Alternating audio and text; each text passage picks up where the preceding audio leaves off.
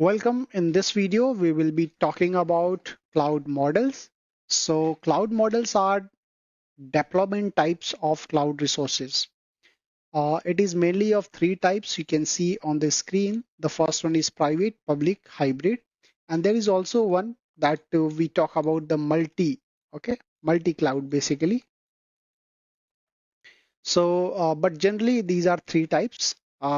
Fourth type, sometimes people call it. I'll let you know why use the multi-cloud. Okay, let's take the example for private cloud.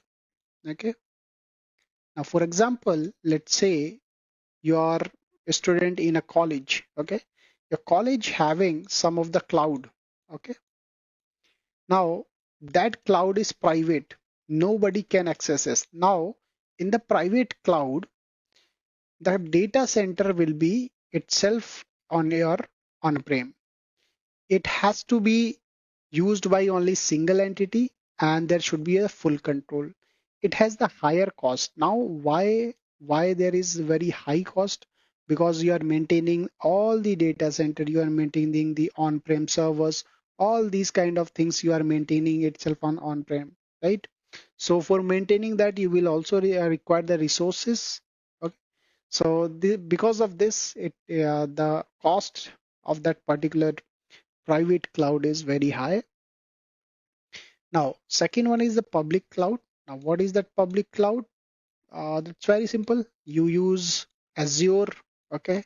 You use GCP, you use AWS, okay?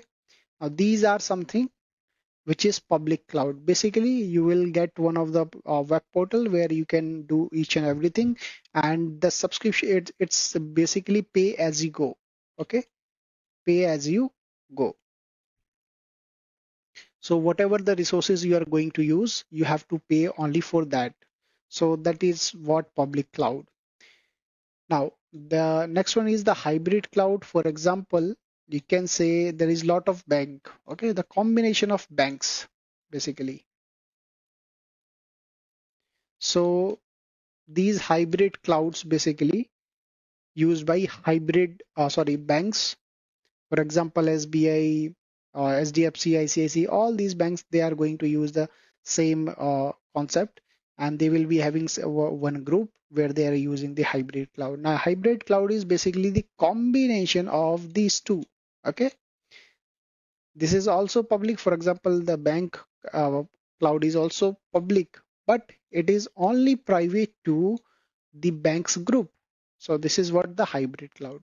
Now in the multi cloud, basically what happens in the multi cloud, uh, this is a combination you can say of two or more clouds basically. For example, if your organization is using Azure, okay, then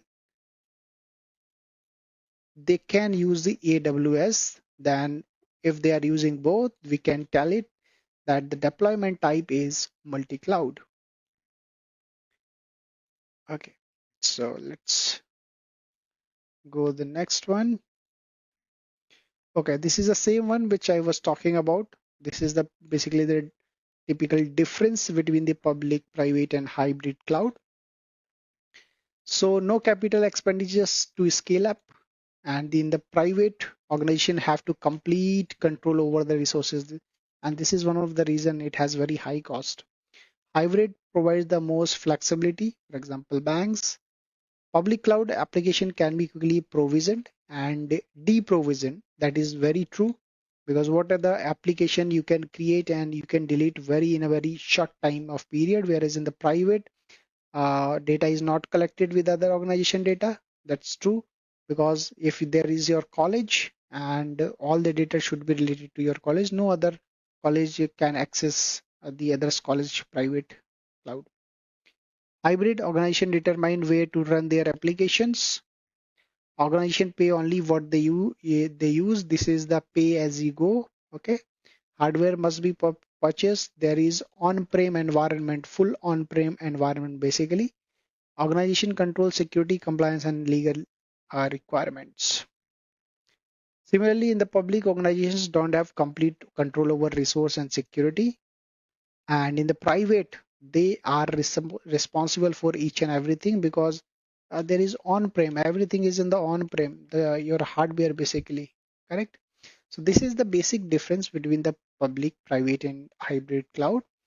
If there is any doubts, you are good to comments in the comment section, and our team will give the relation of those comments.